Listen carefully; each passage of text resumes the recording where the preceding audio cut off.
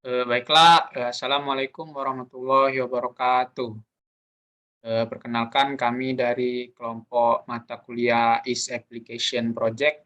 Di sini kami akan menjelaskan dan memaparkan laporan kami yang mengangkat objek yaitu Sekolah SMA Negeri 5 Ugan Komering Ulu. Baiklah, untuk awalan kami akan memperkenalkan diri terlebih dahulu, dimulai dari diri saya sendiri. Perkenalkan, nama saya Muhammad Dio Hamanrora, saya berasal dari Kecamatan Purung Selapan.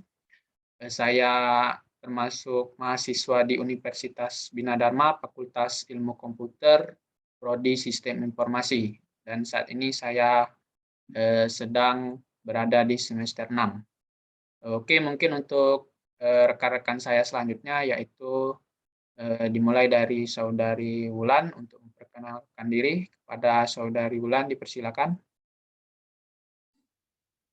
Baik, Assalamualaikum warahmatullahi wabarakatuh. Perkenalkan, nama saya Wulan Safitri dari Oku Timur, tepatnya di Martapura.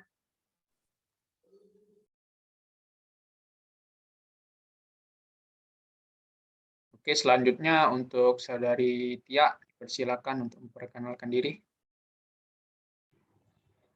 Baik, perkenalkan nama saya Tia Permatasari dari Kabupaten Muara Enim, tepatnya di Kecamatan Tanjung Agung.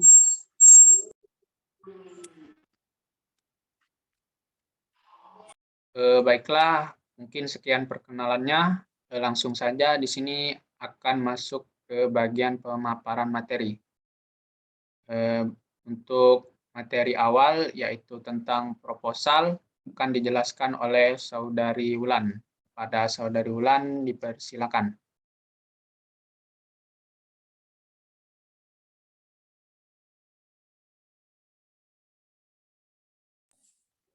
Baik, terima kasih kepada moderator. Untuk bagian saya akan menjelaskan mengenai pendahuluan dan proposalnya. Bukan, benar kan? Iya, benar. Iya. Untuk latar belakangan atau studi kasusnya, kelompok kami memilih SMA Negeri 5 Ogan Komering Ulu, di mana SMA ini belum mempunyai sistem atau belum mempunyai sebuah website untuk e-rapot, di mana mereka harus menerima rapot itu harus datang ke sekolah dulu untuk menilainya, untuk melihat nilainya. Para siswa harus datang ke sekolah dulu atau harus menemui gurunya. Guru kelompok kami berdiskusi untuk membuat rancangan mengenai e-rapot pada SMA Negeri 5 Ogan Komering Ulu. SMA Negeri 5 Ogan Komering Ulu ini merupakan salah satu instansi pendidikan yang terdapat di daerah Ogan Komering Ulu. Lembaga ini cukup baik dan operasionalnya sehingga tercatat akreditasi dari sekolahnya ini ialah A.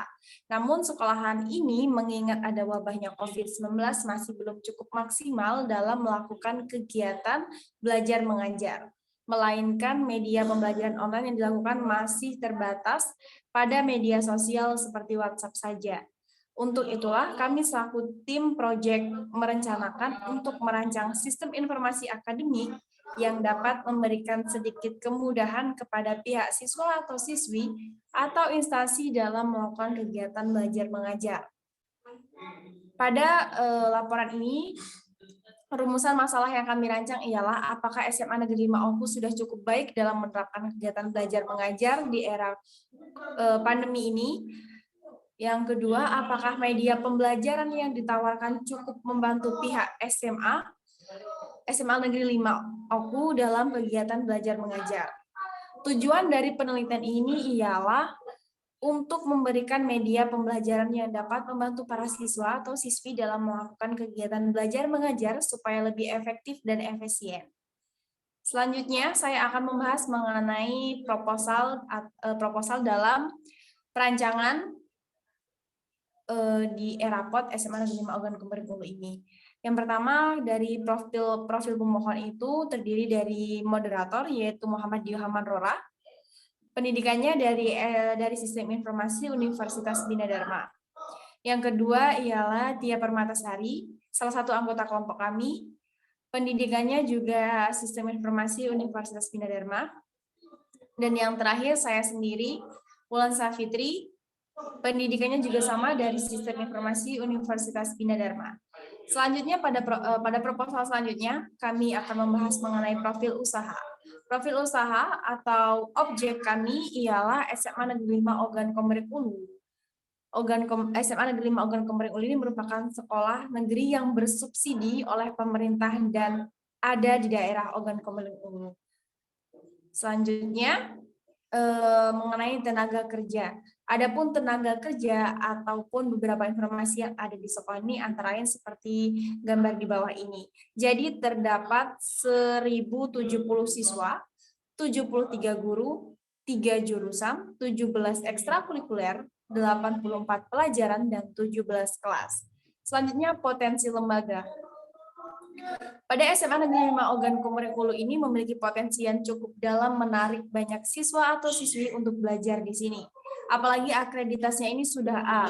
Sekolah yang tergolong dalam negeri ini memberikan minat tersendiri bagi para siswa atau siswi untuk melamar ke sekolahan ini. Lain dari itu, banyaknya fasilitas-fasilitas yang cukup lengkap juga menjadi potensi tersendiri bagi sekolahan ini. Yang keempat yaitu rencana pembelajaran. Mengingat era COVID-19 ini, banyak kegiatan yang dilakukan secara online ataupun dari rumah. Karena wabah inilah segala kegiatan, baik kegiatan ekonomi, kegiatan pendidikan, ataupun kegiatan sosial, itu dilakukan di rumah. SMA Negeri 5 Ogan Komering Ulu itu memiliki rencana untuk mengatasi problema tersebut dengan mengadakan pembelajaran via online ataupun secara daring, baik awal-awal dimulai dari media sosial yang dipergunakan sebagai media pembelajaran hingga nanti dikembangkannya menjadi platform sistem informasi yang dapat memudahkan kegiatan belajar mengajar di sekolah ini. Timeline ini merupakan timeline project yang kami buat. Boleh agak di zoom sedikit Kak Dio biar lebih jelas. Nah, jadi ini timeline project kami. Project dari yang akan kami buat itu dimulai dari 22 Maret dan berakhir pada tanggal berapa, Kak?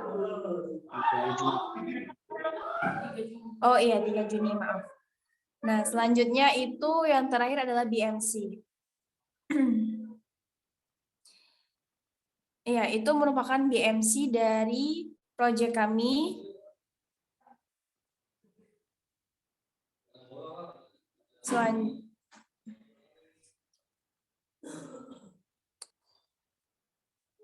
Next, Kak.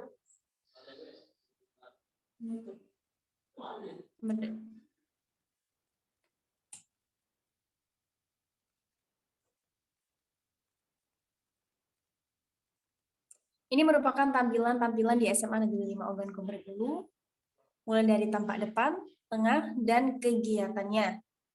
Selanjutnya. Dan ini merupakan struktur organisasi di SMA Negeri 5 Ogan Komering Ulu dengan kepala sekolah yaitu Bapak Yulian Mukminin Magister Pendidikan.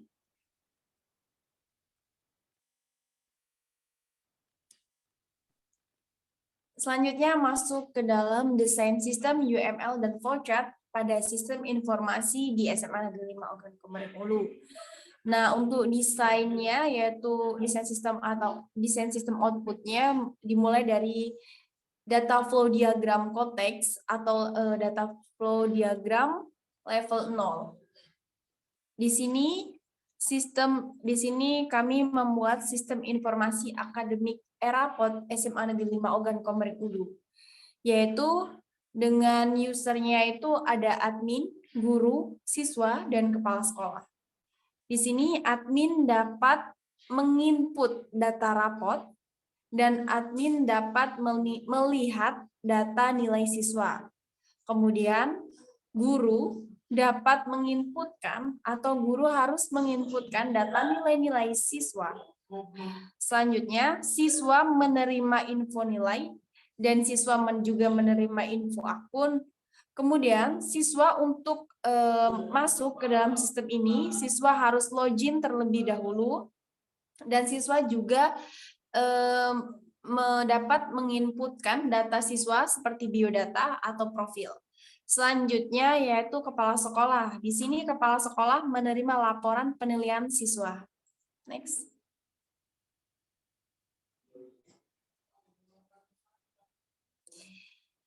Selanjutnya DFD level 1 atau diagram data flow diagram level 1.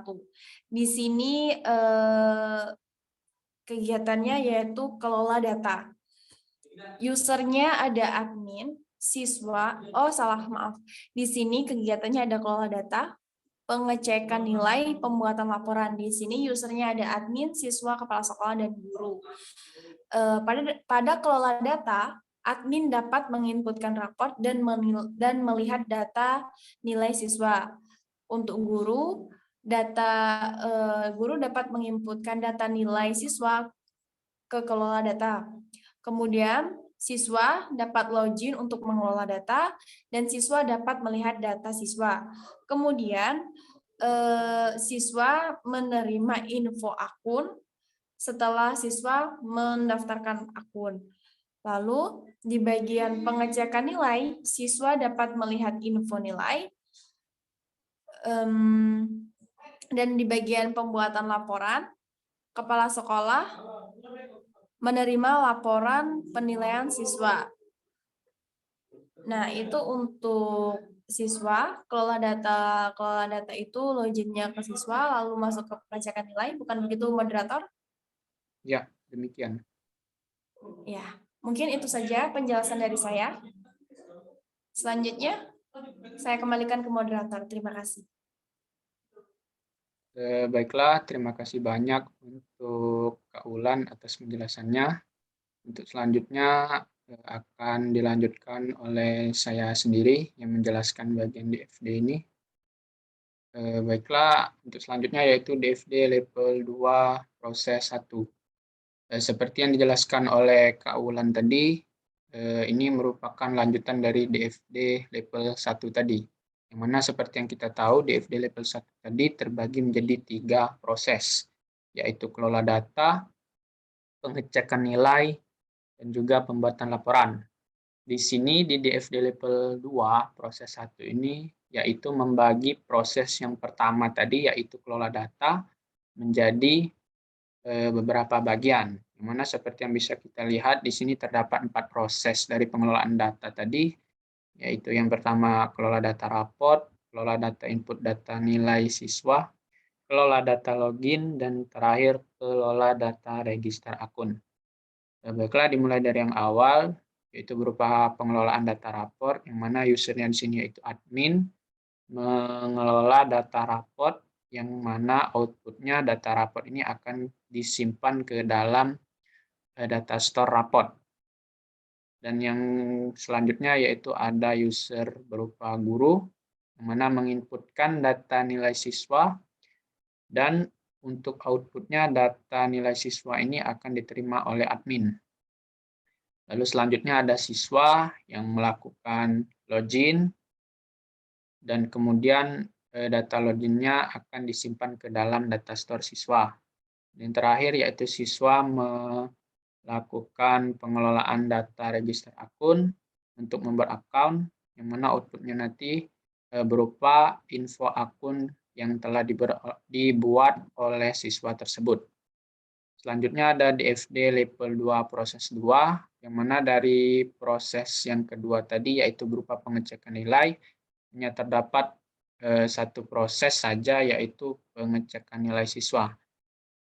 Di sini dari hasil siswa yang telah login tadi akan masuk ke proses pengecekan nilai siswa, yang mana outputnya nanti berupa info nilai yang bisa diketahui oleh siswa tersebut. Lalu selanjutnya yaitu DFD level 2 proses 3. DFD level 2 proses 3 ini seperti yang kita tahu sebelumnya yaitu berupa pembuatan laporan. Di sini pembuatan laporan yang dimaksud ialah pembuatan laporan penilaian siswa. Jadi di sini berlanjut dari data store raport tadi, diproses lagi ke dalam proses ini, yang mana kemudian menghasilkan output berupa laporan penilaian siswa yang akan diterima oleh kepala sekolah tadi. Oke, lanjut tadi desain sistem bagian outputnya. Sekarang desain sistem bagian input. Di sini agak kita zoom sedikit.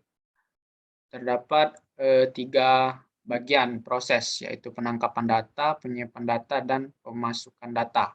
Seperti yang dapat kita lihat, data-data di sini ada 4, yaitu data raport, data nilai siswa, data login, dan juga data dari siswa itu sendiri. Yang mana masuk ke proses pertama, yaitu penangkapan data.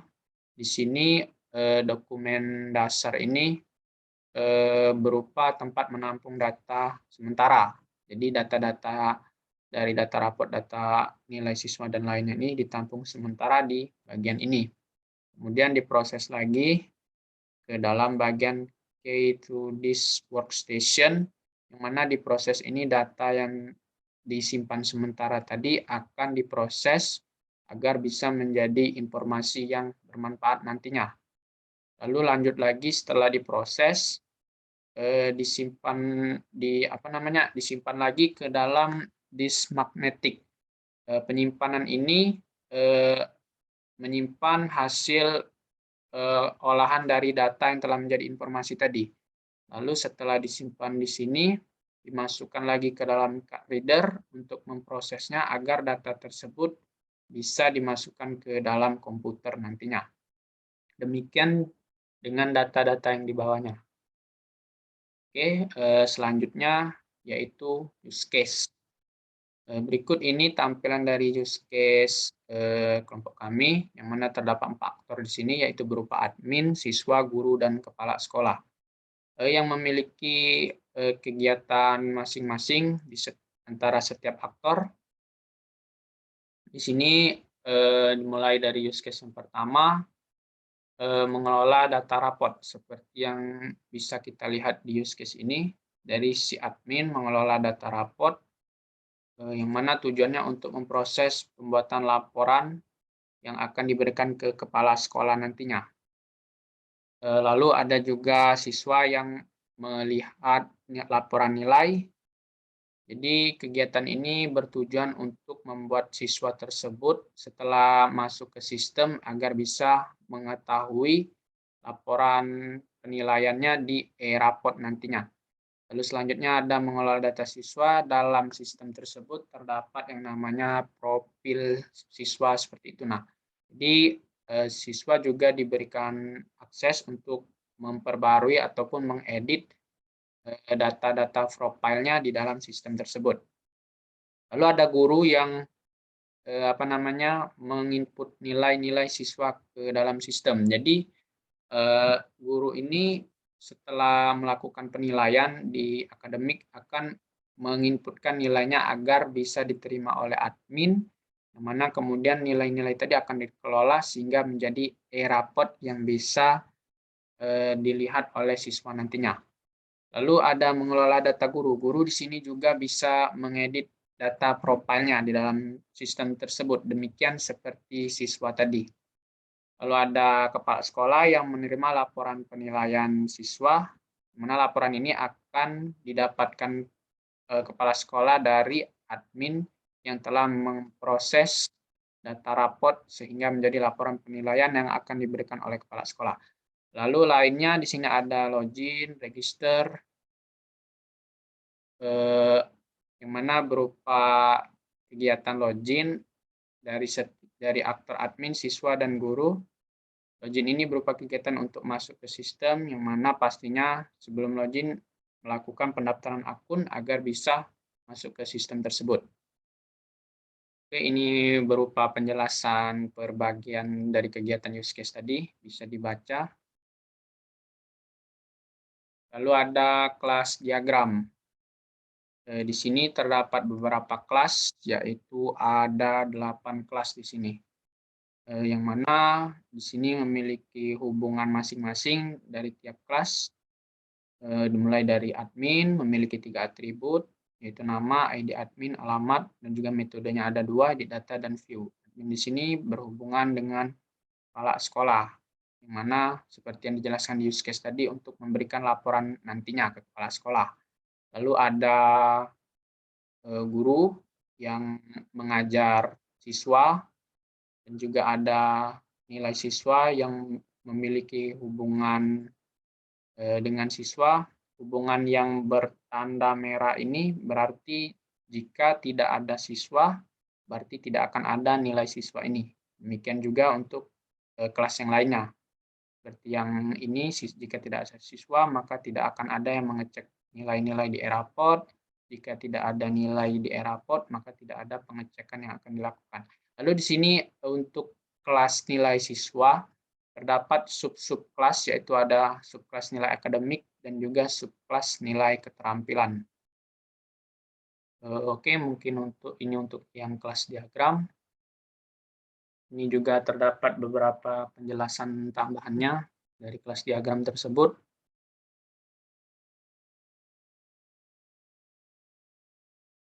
Lalu activity diagram.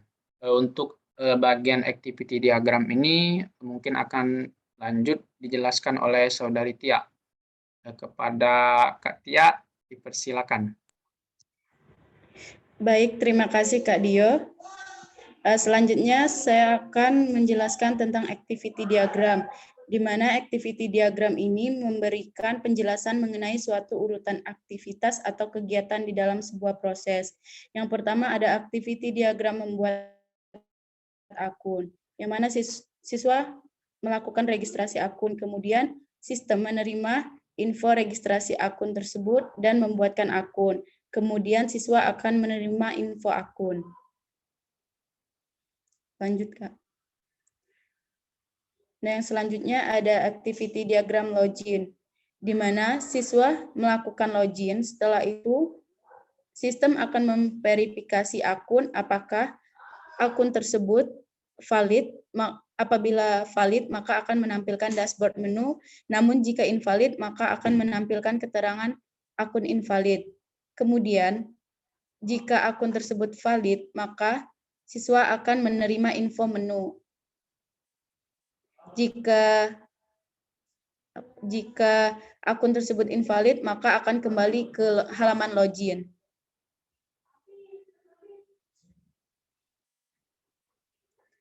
Selanjutnya ada activity diagram mengecek nilai. Siswa mengakses menu e-raport, kemudian sistem akan menerima info akses dari siswa. Kemudian sistem akan menampilkan informasi nilai-nilai siswa dan siswa akan menerima informasi nilai-nilai siswa. Yang selanjutnya ada activity diagram input data nilai siswa, di mana guru akan menginputkan data nilai siswa dan sistem akan merekam data nilai siswa. Kemudian admin akan menerima data nilai siswa dan mengelola data nilai siswa, dan memberitahu bahwa data berhasil diinput. Kemudian sistem akan menampilkan keterangan data berhasil diinput, dan guru akan menerima informasi data berhasil diinput. Yang selanjutnya yaitu activity diagram pembuatan laporan, di mana admin akan mengelola data raport, kemudian menyusun laporan penilaian siswa, memproses laporan, kemudian sistem akan memproses laporan dan memberikan informasi bahwa laporan telah selesai. Kemudian admin akan menerima informasi laporan penilaian siswa yang telah selesai, dan admin akan mengirimkan laporan penilaian siswa kepada kepala sekolah. Kepala sekolah akan menerima laporan penilaian siswa. Yang selanjutnya yaitu ada flowchart. Dari flowchart tersebut dapat proses dari sistem yang akan dirancang, yaitu sistem informasi akademik e-raport SMA Negeri 5 Ogan Komering Ulu. Di sini dijelaskan bahwa prosesnya dimulai dari siswa-siswi melakukan akses agar bisa masuk ke sistem dengan login, lalu menginputkan ID dan password akun, kemudian membuka menu e-raport, dan setelah itu melihat list nilai-nilai mereka yang bisa dilihat dari gambar tersebut. Oke, terima kasih banyak untuk Kak Tia atas penjelasannya. Mungkin demikianlah pemaparan sekaligus penjelasan materi dari kami. Jika ada salah ataupun kekurangan baik dalam penulisan laporan ataupun dalam penjelasan, kami mohon maaf. Atas partisipasi dan waktunya kami juga mengucapkan terima kasih. Mungkin sekian presentasi sekaligus penjelasan dari kami. Saya selaku moderator mengucapkan wassalamualaikum warahmatullahi wabarakatuh.